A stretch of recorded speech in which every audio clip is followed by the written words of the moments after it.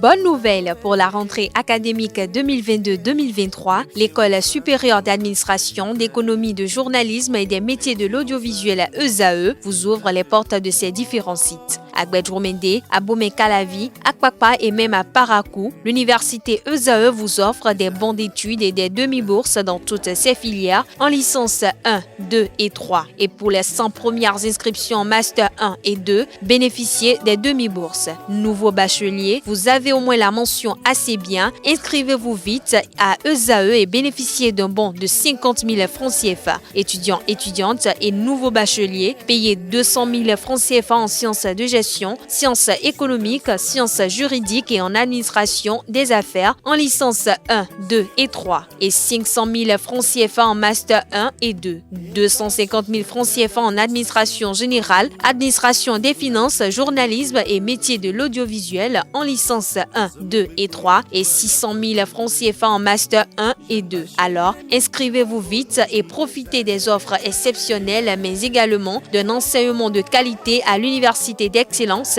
ESAE. Infoline 90 93 65 21 ou le 98 98 14 00. ESAE, l'excellence a un nom.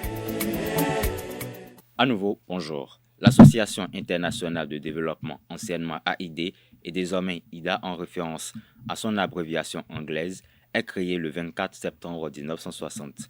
Elle est l'une des 3 filiales de la Banque mondiale basée à Washington qui octroie des prêts et des dons aux pays les plus pauvres pour soutenir leur essor économique. Les statuts de l'IDA sont entrés en vigueur en 1960. Les premiers prêts de l'IDA appelés crédits ont été approuvés en 1961 en faveur du Chili, du Honduras, de l'Inde et du Soudan. La 14e réunion des pays donateurs, l'IDA 14, conclue en février 2005, permet à l'IDA de financer ses projets pour une période de 3 ans qui prend fin le 30 juin 2008. Les contributions les plus importantes de l'IDA 14 sont versées par les États-Unis, le Royaume-Uni, le Japon, l'Allemagne, la France, l'Italie, le Canada. Ce sont entre autres des pays formant anciennement le G7, devenu G8, actuellement à nouveau G7.